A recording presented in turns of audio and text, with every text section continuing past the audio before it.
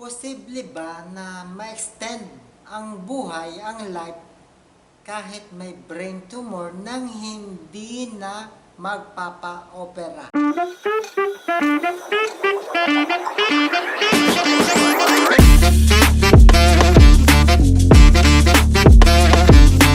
Ano bang ginawa ko upang ma-extend, makasurvive habang may brain tumor?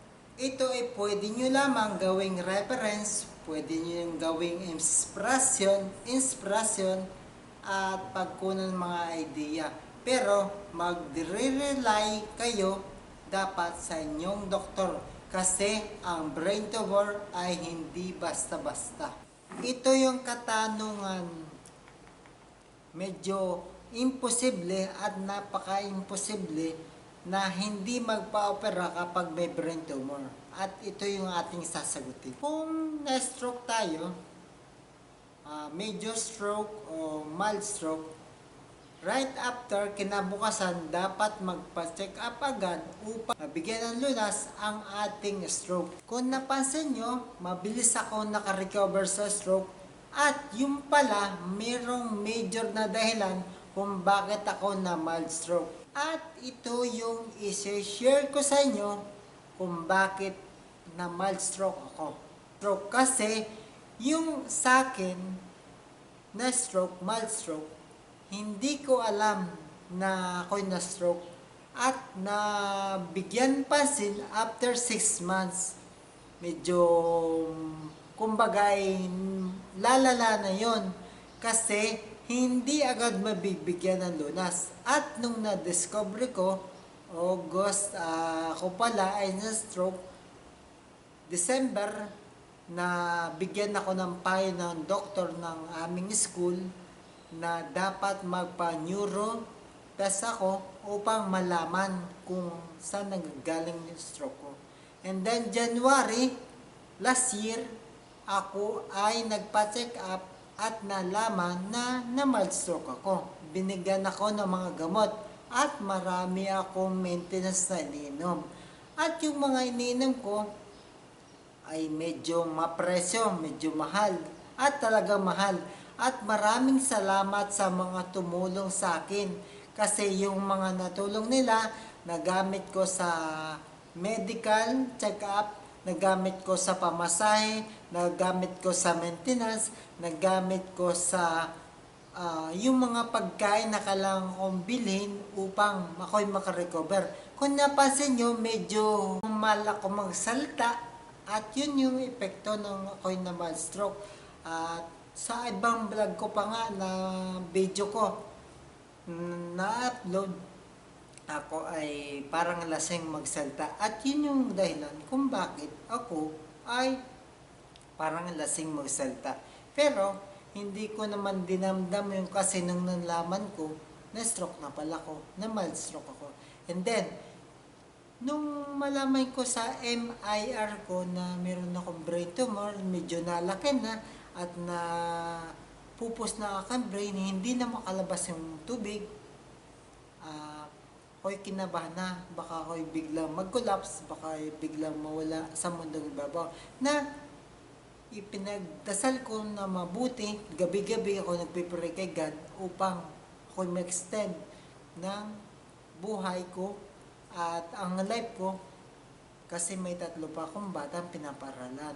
Ngayon, nagpa-second opinion ako sa Makati Medical Center at na-confirm ko kailangan ko talaga magpapera. And then, nung April last year, pumunta ulit kami sa doktor. Nagkataon yung doktor namin ay nag-abroad.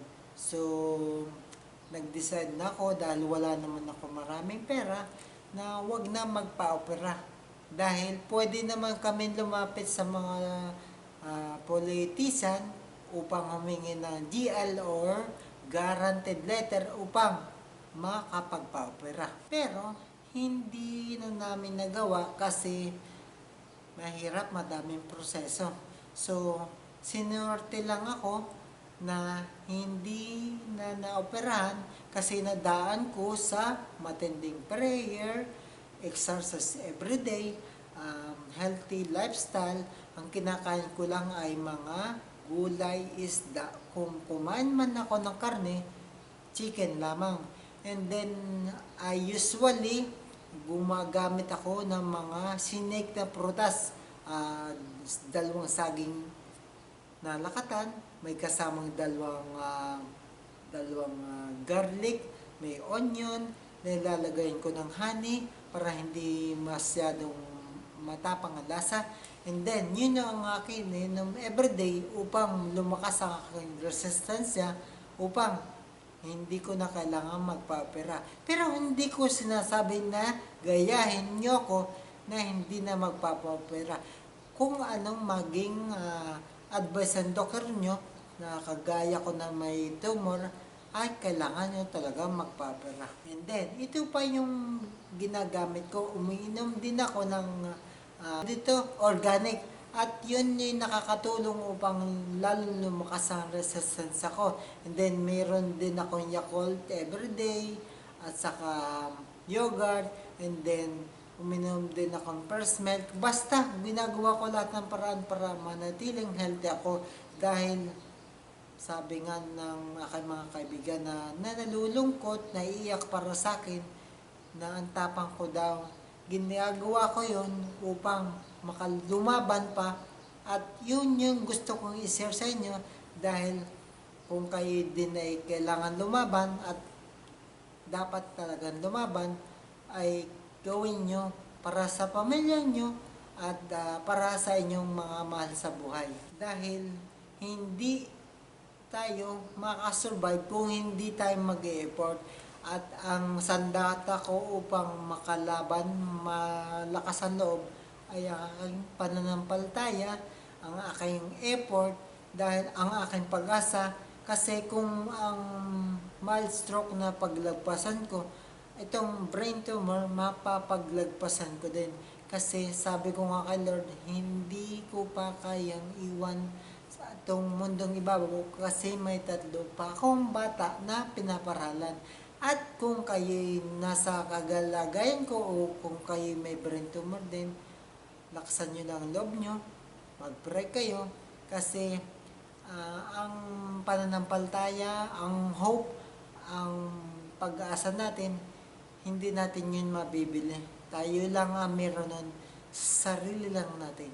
At kung ito yung mabigay ko sa inyo na pwede nyo paghugutan, pwede nyo maging inspirasyon. Yung timeline, August 2023, mild stroke. December 2023, preliminary check-up, annual check-up.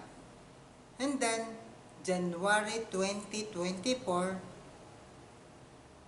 January 12, 2024, yung neuromedical test. March 13, result ng aking MRI. And then, April 20, magpapaschedule na sana ako ng operation sa akin brain tumor. Hindi po natuloy kasi wala yung doktor ko. Kahit yung first and second opinion na medical check-up, ay dapat ako ay magpa-opera.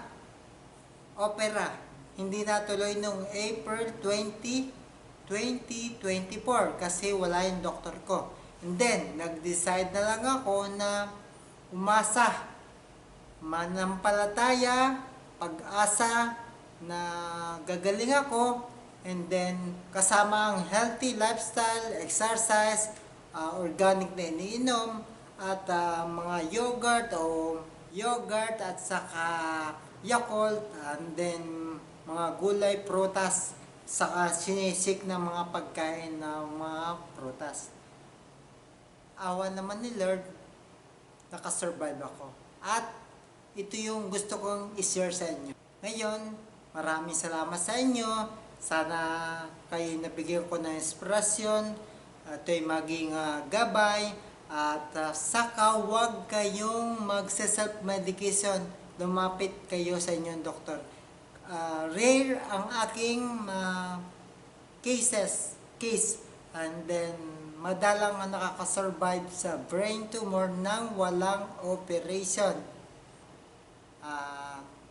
Kaya nyo yan, basta laban lang. Tiwala lang sa Lord, effort, at saka ating pag-asa. Thank you and God bless.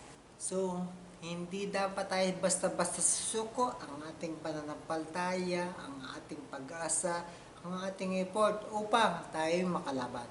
And then, maraming salamat sa mga nanonood. Maraming salamat sa iyo. Pakikilike kung nagustuhan nyo itong video ito.